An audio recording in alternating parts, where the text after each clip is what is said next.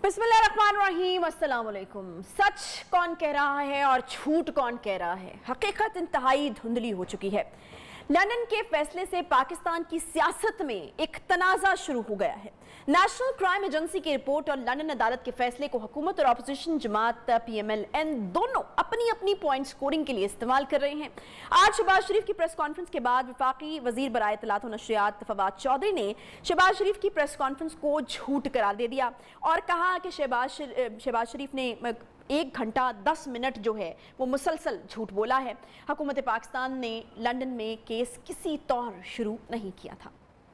बड़ी एक तवील प्रेस कॉन्फ्रेंस की शहबाज शरीफ साहब ने, लीडर ऑफ अपोजिशन ने, और 1 घंटा 10-15 मिनट वो बोले और कोई समझ नहीं आई कि वो कहना क्या चाहते हैं। हमने ये देखा है कि उन्होंने 1 घंटा 10 मिनट मुसलसल झूठ बोला, जो कि एक शरीफ फैमिली का एक वतीरा बन गया है। कभी भी उन्होंने सच की बात जो है वो नहीं की। जो केस लंदन में था वो हुकूमत पाकिस्तान ने किसी तौर के ऊपर इनिशिएट नहीं किया था। 2 साल इन्वेस्टिगेशन हुई, वो जुल्फकार अहमद नाम के एक फ्रंटमैन के अकाउंट्स के ऊपर हुई और सलमान शहबाज और जुल्फकार अहमद के जो अकाउंट्स थे उनको लंदन की नेशनल क्राइम एजेंसी है उसने अपने तौर के ऊपर उसको प्रूव किया। ये केस ना तो हमारे पाकिस्तान की हुकूमत की तरफ से इनिशिएट हुआ था, ना ही इसमें शहबाज शरीफ किसी तौर के ऊपर उस केस में शामिल थे। आज जो बड़ी अच्छी बात जो शहबाज शरीफ साहब ने की, सलमान शहबाज बरी हो जाते हैं तो इसको मेरी बरियत जो है वो समझा जाना चाहिए। तो फिर यहाँ की अदालत में आपकी प्ली उल्टी क्यों है? बेटे के नाम के ऊपर, आपके बच्चों के नाम के ऊपर जो टीटीज है वो बेसिकली आपकी वजारत आला की वजह से मुमकिन हो सकी है।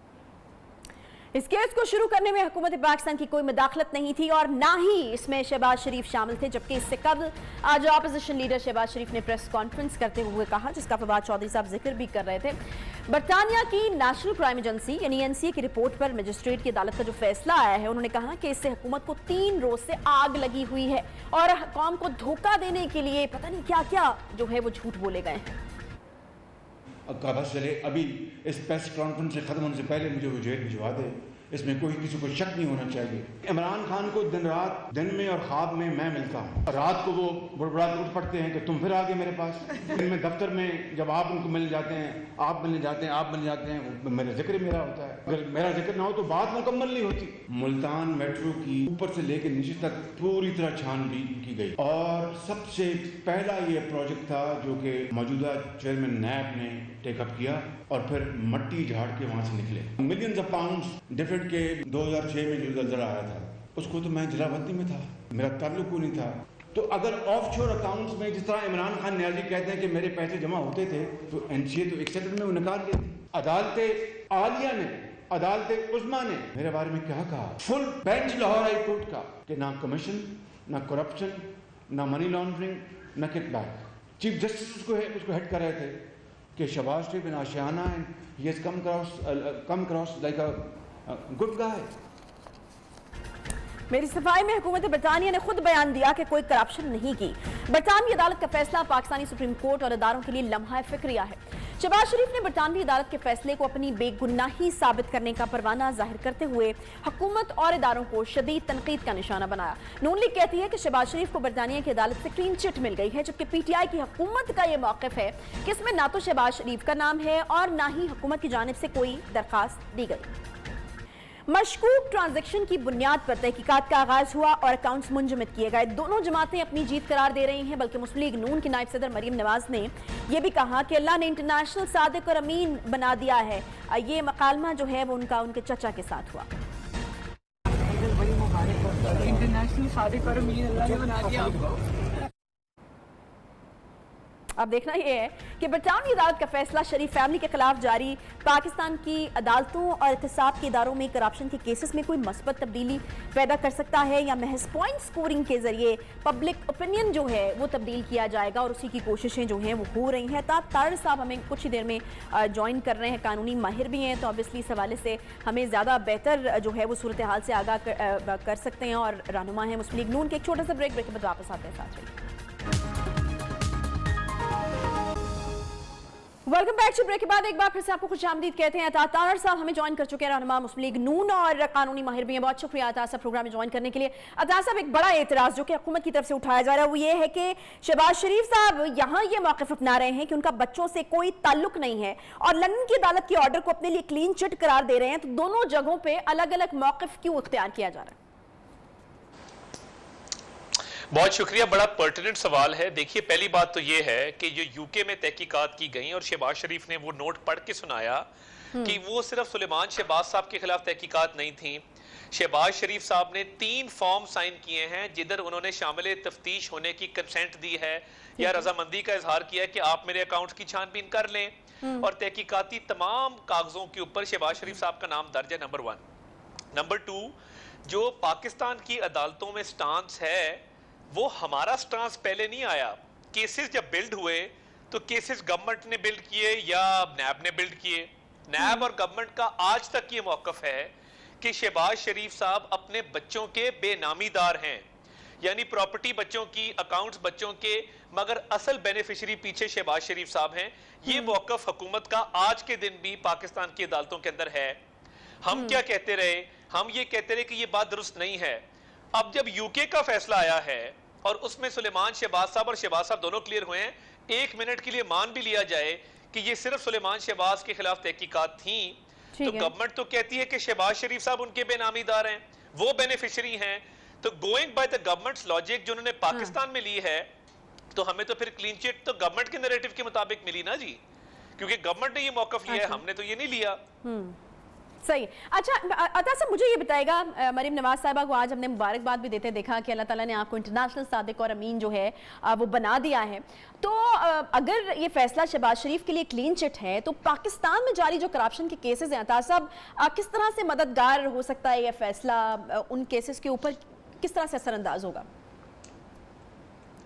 जी, बड़ा अच्छा सवाल है। देखिए, पहली बात तो ये है कि जब तहकीकात का दायरा कार का तयन किया गया, उसके अंदर बहुत सारे शवाहिद ऐसे हैं जिसके अंदर एसेट रिकवरी यूनिट, जिसको शहजाद अकबर साहब हेड करते हैं, उन्होंने बहुत सारी तफसीलात फराहम की, तफ्तीश में सहूलतकार बने।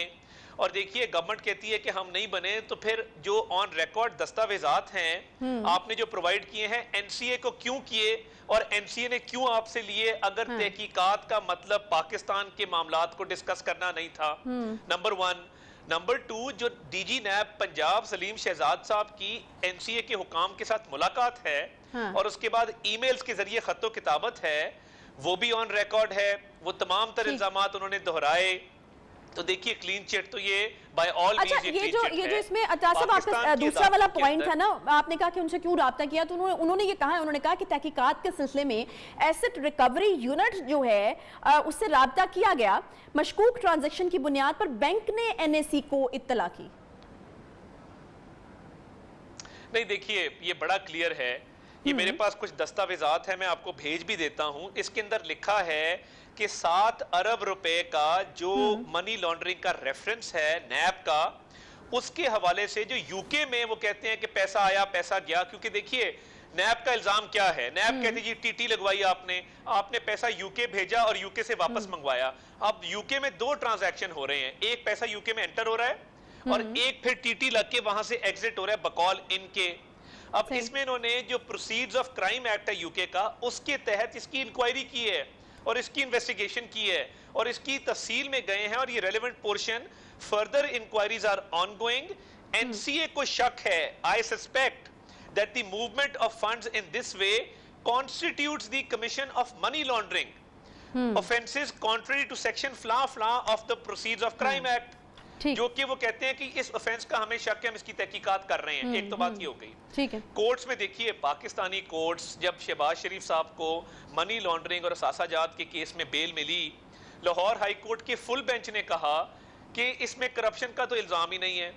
जब आशियाना का केस सुप्रीम कोर्ट गया तो साबिक चीफ जस्टिस आसिफ सईद खोसा ने कहा Shahbaz Sharif is the good guy. Ramzan sugar mill गंदा नाला केस में नईम बुखारी जो नैब के प्रोसिक्यूटर भी थे और गवर्नमेंट के वो रुकन भी हैं हुकूमती जमात के, उन्होंने कहा हम इस अपील को प्रेस नहीं करना चाहते, अपील विड्रॉ कर दी जब सवालों जवाब हुए। सही। तो मेरा मानना ये है कि पाकिस्तान की आला अदलिया ने हमें सुरखरू किया है अल्लाह ताला के फजल से। यूके की कोर्ट में भी हम सुरखरू हुए हैं। आने वाले दिनों में इस बात का फैसला किया जाएगा, क्योंकि यूके भी कॉमन लॉ कंट्री है, पाकिस्तान भी कॉमन लॉ कंट्री है, एक ही तरह का निजाम राइज है और ब्रिटिश राज की वजह से यहाँ पे बहुत सारे रेलेवेंट प्रोविजन भी हमारे मिलते जुलते हैं। तो हम इसको इंशाल्लाह टेकअप करेंगे और पाकिस्तानी अदालतों में हमें इंशाल्लाह बरी होने में और अपना स्टांस प्रूव करने में बड़ी मदद मिलेगी। ठीक है, आपका वही मौक़िफ़ है जी कि अच्छी खबर है, आपको मदद भी मिलेगी, आपको क्लीन चिट भी मिल गई है। वहाँ पर उनका ये कहना है कि सिर्फ अगर वो हमें समझाएं कि ये क्या है, तो वो कहते हैं ये सिर्फ 2 सफ़ात पर मुश्तमिल हुक्मनामा है जिसमें मुंजमद अकाउंट्स को बहाल करने का क्या कहा गया है। शहजाद अकबर साहब कहते हैं इसमें ना तो शहबाज शरीफ साहब का नाम है और ना ही ये कोई फैसला है। देखिए, जो तहकीकाती रिपोर्ट्स हैं, जिसकी बुनियाद पे जो ग्राउंड्स ऑफ सस्पिशन हैं, जिसकी बुनियाद पे तहकीकात का आगाज किया गया और अकाउंट फ्रीज किए गए, उसमें दायरा इत्कार में तमाम चीजें शामिल थीं।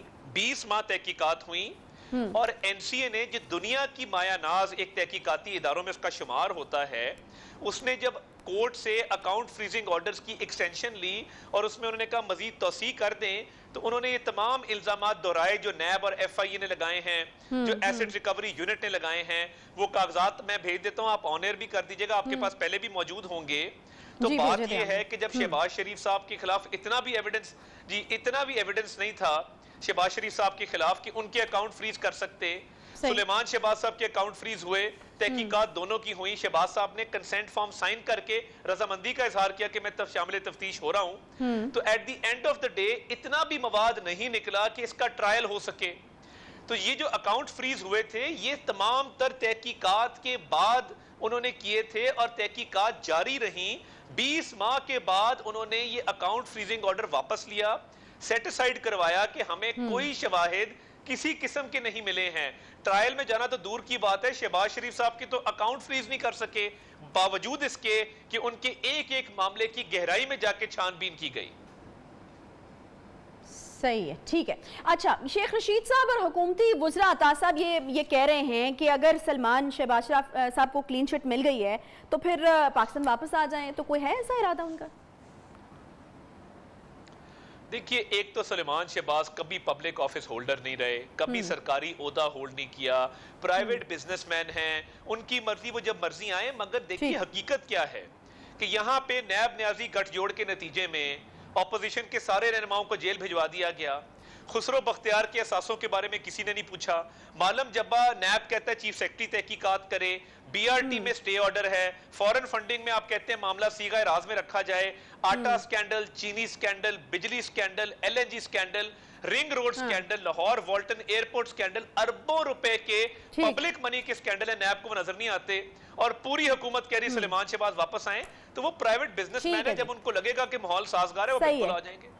ठीक है जी, ठीक है जी, बहुत शुक्रिया। अता तार साहब हमारे साथ मौजूद थे। अता तार साहब इसको बिल्कुल एक विक्ट्री करार देते हैं कि ये क्लीन चिट है। वो ये भी कहते हैं कि उनको यहाँ पर जो केसेस चल रहे हैं उनमें भी बहुत ज़्यादा मददगार जो है ये चीज़ साबित होगी। ये जो अकाउंट्स बहाल करने का एक ऑर्डर है, वो कह रहे हैं कि ये बड़ी मददगार साबित होगी, जबकि दूसरी तरफ जो है वो मौक़िफ़ बिल्कुल उलट है। छोटा सा क्विकली हम ब्रेक लेंगे, ब्रेक के बाद वापस आते हैं, साथ रहिए।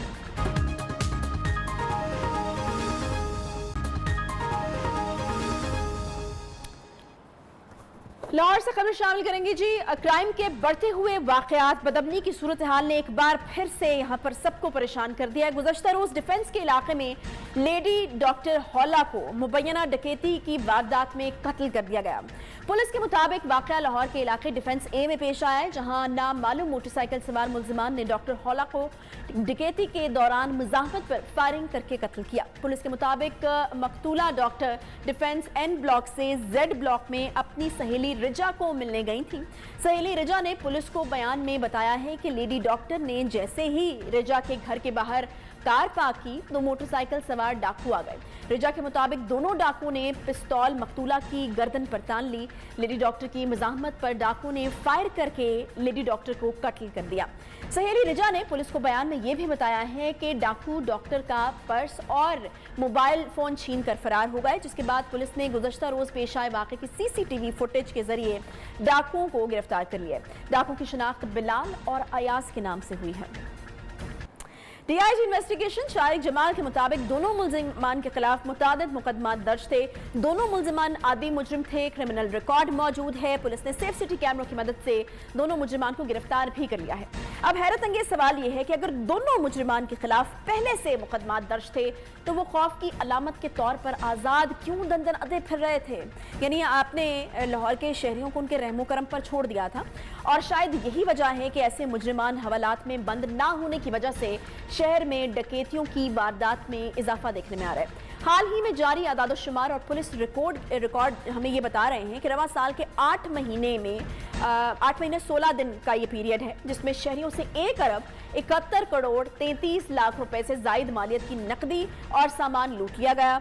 घरों और दुकानों में डकैती की 55 वारदातें हुई हैं जिसमें 10 करोड़ 41 लाख रुपए से जायद की रकम और कीमती अशिया लूटी गई हैं, जबकि पुलिस रिकॉर्ड के मुताबिक राजधानी की 3000 से जायद वारदातें हुई जिसमें शहरियों के साथ 68 करोड़ रुपए की लूटमार की गई। पुलिस रिकॉर्ड के मुताबिक चोरी के 1700 से जायद मुकदमा दर्ज हुए जिनमें 92 करोड़ मालियत का जो सामान है वो चुराया गया। मजमूई तौर पर शहरियों को 2.25 अरब रुपए मालियत का नुकसान हुआ है। क्या वजह है कि पुलिस ऐसे क्राइम्स को रोकने में नाकाम क्यों हो रही है? शायद एक वजह यह भी है कि मामूली चोरी और राजधानी की वारदातों के मुकदमा दर्ज करने में पुलिस टाल मटोल से काम लेती है, जिसकी एफआईआर दर्ज नहीं की जाती, सिर्फ दरखास्त पर जो है वो इत्तेफाक किया जाता है। और एफआईआर दर्ज ना करने की बड़ी वजह सरकारी रिकॉर्ड में क्राइम की शरह में कमी दिखाना भी है। इसी पर हम बात करेंगे जो हमारे साथ मौजूद होंगे अब से कुछ देर में डीआईजी इन्वेस्टिगेशन शारिक जमाल साहब। और शारिक जमाल साहब वही हैं जी जिनकी सरबराही में इन दोनों डाकुओं को गिरफ्तार किया गया। अगर वैसे इस स्पेसिफिकली अगर इस वाक़े को देखें वैसे तो बड़े हॉरिफिक किस्म के फैक्ट्स एंड फिगर्स हैं कि लाहौर जिसको हम समझते हैं कि पुराना शहर है और उसके हवाले से और आप थोड़ा खुद को सेफ जो है वो फील करते हैं, लेकिन जब आप इन फैक्ट्स एंड फिगर्स को देखते हैं तो आपको पता चलता है कि इतना भी सेफ नहीं है। आपके इर्द गिर्द बहुत सारी ऐसी चीज़ें हो रही हैं जिसकी वजह से आपको थोड़ा चौकन्ना रहने की ज़रूरत है और मेरे ख्याल में पुलिस को जो है वो काम करने की ज़रूरत है और ज़्यादा बेहतर तरीके से काम करने की ज़रूरत है। शारिक जमाल साहब डीआईजी इन्वेस्टिगेशन हमारे साथ मौजूद हैं। शारिक साहब आप सुन पा रहे हैं मुझे? जी बहुत शुक्रिया जी शारिक साहब। शारिक साहब आपने प्रेस कॉन्फ्रेंस में बताया कि दोनों डकैत बड़े प्रोफेशनल किस्म के डकैत थे, 1 पर 13 और एक के खिलाफ 9 जो मुकदमात हैं वो दर्ज हैं। मुझे ये बताइएगा कि अगर इस तरह की चीज़ है तो फिर तो ये साफ तौर पर दिख रहा है कि पुलिस की तरफ से एक बड़ी कोताही है कि लाहौर के शहरियों को इन लोगों के रहमो करम पर छोड़ दिया गया था जिनका पहले ही एक अच्छा खासा लंबा क्रिमिनल रिकॉर्ड है। जी देखिए, रिकॉर्ड इनका क्रिमिनल जरूर है, केसेस जो हैं इनका कोई दर्ज है और वो अदालत में ज़ेर समाअत हैं। जाहिर है क्रिमिनल जस्टिस सिस्टम का अपना एक तरीका है, उसमें वर्क करता है कन्विक्शंस पे। वो रिकॉर्ड के बावजूद इनका बाहर होना उसका ताल्लुक शायद इतना पुलिस से नहीं है, क्रिमिनल जस्टिस सिस्टम से है। और इसके बावजूद हमने उनको बहरहाल आइडेंटिफाई किया है और पकड़ा है। सही। अच्छा शारिक साहब मुझे ये बताइएगा कि क्या ये चीज़ दुरुस्त है? मैंने अपने इब्तदाई में भी इसका जिक्र किया, आप तस्दीक कर दीजिए अगर ऐसा नहीं है, बिकॉज ये एक तासुर भी पाया जाता है और ऐसा होता भी है, एक नॉर्मल प्रैक्टिस भी है कि पुलिस जो है वो छोटी मोटी चोरी या राजनी की वारदातों के हवाले से दरख्वास्त पर ही इक्तफा करने की कोशिश करती है और FIR वगैरह जो है वो चाहते हैं कि ना दर्ज हो। मतलब अगर कोई आपके पास कराने भी आए तो पुलिस की तरफ से ज़रा समझाया बुझाया भी जाता है उसको कि आप दरख्वास्त दे दें तो हम देखते हैं इसको। तो इसकी एक वजह ये भी कही जाती है कि क्रिमिनल रिकॉर्ड में ज़रा क्राइम्स को कम दिखाना होता है, तो ये भी एक बड़ी वजह हो सकती है इस तरह की चीज़ों की? जी बिल्कुल ऐसा हरगिज़ नहीं है। मैं तो आपको अभी की बात बता रहा हूँ कि आईजी साहब पंजाब की बिल्कुल ये वाज़ेह पॉलिसी है कि फ्री रजिस्ट्रेशन हो और हम फ्री रजिस्ट्रेशन कर रहे हैं। और ये हर पुलिस ऑफिसर को लाहौर के और पंजाब के इस बात का इल्म है कि पर्चे को किसी स्टेट में नहीं रोकते। एक्शन भी होता है अगर पर्चा रोका जाए, हम फ्री रजिस्ट्रेशन करते हैं। अगर इस पर कोई पूछताछ नहीं होती कि जी पर्चा क्यों हुआ या ये क्राइम क्यों बढ़ा। क्राइम होता है, इन क्राइम को फेस करना और उसको सॉल्व करना और मुलज़मान करना, ये पुलिस का बुनियादी काम है जो हम करते हैं। स्ट्रॉन्ग प्रोसिक्यूशन की कमी भी जो है वो शारिक साहब कहा जाता है, क्योंकि जब स्ट्रॉन्ग प्रोसिक्यूशन नहीं होती, उस प्रोसीजर को जब सही तरह फॉलो नहीं किया जाता तो फिर ऑब्वियसली अदालतों में फ़ायदा होता है ऐसे मुजरिमान को और वो छूट जाते हैं। देखिए प्रोसिक्यूशन 2006 में पंजाब में तो पंजाब प्रोसिक्यूशन सर्विस जो है वो बना दी गई। उसके साथ बहुत क्लोज कोऑर्डिनेशन में पुलिस काम करती है और उसकी वजह से कन्विक्शन का रेट जो है वो ज्यादा होता है। तो बात आपने पहले शुरू में फरमाई ना कि लोग जो हैं वो उनके खिलाफ इतने पर्चे हैं बाहर की, वो उसका ताल्लुक बेल से है और चीजों से है, केसेस के जेर समात होने से है या केसेस के कंप्लीट और कंक्लूड होने में वक्त लगने से। तो प्रोसिक्यूशन में जो नकाइश होते हैं वो तो हम लेकिन सबूत और दलाल तो पुलिस ने देने होते हैं ना शारिक साहब? नहीं, पुलिस में देने होते हैं जी, पुलिस देती है प्रोसिक्यूशन के जरिए। अब 2006 के बाद पंजाब में प्रोसिक्यूशन सर्विस है, उनको हम फॉरवर्ड करते हैं, वो उस चालान को बाकायदा देखते हैं, असेस करते हैं, इवैल्यूएट करते हैं। अगर उनमें कोई वो गलती हो, कोई नक्स हो, तो वो उसको फिर हमें वापस भेजते हैं, हम उनको निकाल के और दोबारा चालान जो है वो सबमिट करते हैं। तो प्रोसिक्यूशन के जो मसाइल थे वो तो बड़ी हद तक हल हो चुके हैं और प्रोसिक्यूशन सर्विस और पुलिस मिलकर दोनों बहुत बेहतर काम करते हैं। सही। अच्छा, ये तकरीबन 8 महीने में 1.25 अरब रुपए से हाथ हुए। लाहौरियों ने डकैती, स्नैचिंग, चोरी, राजनी, सारे वाकयात इसमें शामिल हैं और रिकवरी होती है सिर्फ 10%। शारिक साहब? नहीं, ऐसा हरगिज नहीं है, 10% रिकवरी नहीं होती, रिकवरी के रेट से कहीं ज्यादा है। कितना? जी, मैं आपसे ये गुजारिश करना चाहता हूँ कि देखिए, जब केस हो जाता है, कोई जुर्म हो जाता है, तो उसको केस करने में, लोगों को पकड़ने में, मुलजिमान को पकड़ने में, फिर उनसे रिकवरी करने में वक्त है। तो जब आप ये जो आप अभी फरमा रही थी, ये तो बेसिकली आप एक जनरली वो बता रही हैं ना कि इतना क्राइम हुआ और उसमें इतने यानी ये पैसे चले गए या उनका प्रॉपर्टी जो है वो चोरी हो गई या जो भी, तो उसको वापस होने में भी टाइम लगता है। पहले हम शनाख्त करते हैं, फिर उनको ट्रेस करते हैं, फिर पकड़ते हैं, फिर रिकवरी होती है। तो रिकवरी हो जाती है, उसमें वक्त लगता है। फौरी तौर पे रिकवरी होना ये कम केसों में मुमकिन है, जाहिर वक्त लगता है केस की तस्दीक। सही है, ठीक है, बहुत शुक्रिया शारिक जमाल साहब, डीआईजी इन्वेस्टिगेशन हमारे साथ मौजूद थे। रिकवरी का रेट बहरहाल जितना भी हो लेकिन है बहुत कम और इस चीज़ को इन अ वे शारिक जमाल साहब ने माना भी है कि 8 महीने में अगर 1.25 अरब जो हैं वो शहरियों से लूटे जाते हैं तो फिर टाइम तो लगता है, वक्त तो लगता है कि मुलजिमान को ट्रेस किया जाए और फिर उनसे रिकवरी जो है वो की जाए। बहुत शुक्रिया आपका। एक छोटा सा ब्रेक के बाद वापस आते हैं, साथ रहिए।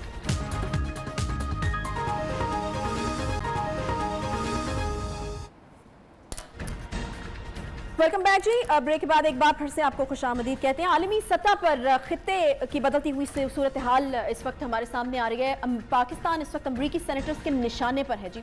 रिपब्लिकन जमात से ताल्लुक़ रखने वाले सेनेटर जिम रशिक हैं जी। उन्होंने 22 सेनेटर्स के हमरा जो बाइडन इंतजामिया की जानिब से अफगानिस्तान से जल्दबाजी में इनखला के फैसले और इसकी वजह से पैदा होने वाले मसाइल का जायजा लेने के लिए एक बिल पेश किया है, जिसमें अफगान तालिबान और इनकी मदद करने वाली हुकूमतों बिलखसूस पाकिस्तान पर पाबंदियां लगाने का मुतालबा किया गया है। मुसवदे में अमरीकी महकमा खारजा से अफगानिस्तान से अमरीकी शहरियों और अफगान स्पेशल इमिग्रेंट वीजा रखने वाले अफराद को मुल्क से निकालने के लिए टास्क फोर्स कायम करने के लिए भी कहा गया है।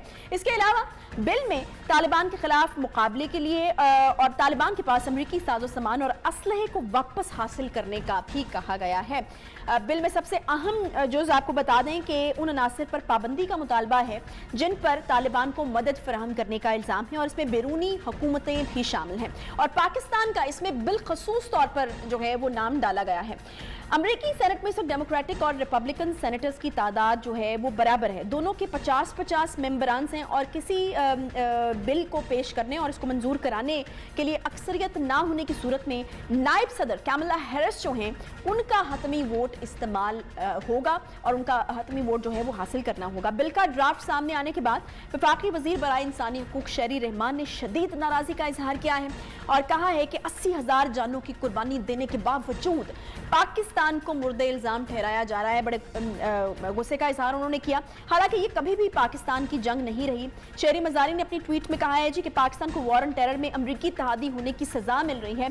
हालांकि अमरीका और नेटो ने 20 साल का अरसा गुजरने के बावजूद अफगानिस्तान में कोई मुस्तकम हुकूमत कायम नहीं की। ताज़ा सूरत हाल में क्या इकदाम सामने आते हैं और क्या अमरीकी सेनेट में पेश बिल के पास होने के कितने इम्कान हैं, इसी पर बात करेंगे जी। हमारे साथ मौजूद है कामरान बुखारी साहब, think tank new lines institute for strategy and policy के डायरेक्टर हैं। बहुत शुक्रिया कामरुन बुखारी साहब प्रोग्राम में ज्वाइन करने के लिए। कितनी परेशान कुन सूरत हाल है इस वक्त पाकिस्तान के लिए, ये जो तमाम चीज़ें हमारे सामने आ रही हैं कि वहाँ पर मुतालबात किए जा रहे हैं सेनेटर्स की तरफ से कि पाकिस्तान पर पाबंदियाँ लगाई जाए। की बात तो है, क्योंकि देखें ये इशू इतना पाकिस्तान का रिलेटेड नहीं है जितना कि अमेरिका के अंदर जो कम अज कम ऐवान नुमाइंदगान के अंदर जो क्वेश्चनिंग हो रही है इंतजामिया की और डिपार्टमेंट ऑफ डिफेंस और इंटेलिजेंस कम्युनिटी की जो क्वेश्चनिंग हो रही है कि आपने भाई 20 साल लगाए तो क्या किया, तो उस जिमन में वो तहकीक करना चाहते हैं कि भाई कहाँ कितने पैसे किधर लगे, किसने क्या किया, क्यों, क्या हालात थे, क्या नहीं थे, दीगर जो लोग जिन मुल्कों के साथ आप ताल्लुकात कायम कर रहे थे जिसमें पाकिस्तान भी है, कतर भी है, तो उन्होंने क्या मुआवनत की, क्या नहीं की। तो ये एक तज्जिया की जानिब जो है वो कदम बढ़ रहा है और फिल वक्त ये सिर्फ 22 रिपब्लिकन्स हैं आउट ऑफ 50 जिन्होंने इसके ऊपर अपने दस्तखत किए हैं। तो अभी ये देखना बाकी है कि ये आगे चल के तो कहाँ जाएगा, इसको कितनी सपोर्ट मिलेगी। अच्छा, ये सोच दुरुस्त है कामिल साहब कि ये सारी चीजें करके एक अपनी नाकामी का जो गुस्सा है या मलबा है पाकिस्तान पर डालने की कोशिश की जा रही है, ये तासुर ठीक है? नहीं, ये पाकिस्तानी तसव्वुर है, यहाँ पे ये तसव्वुर नहीं है।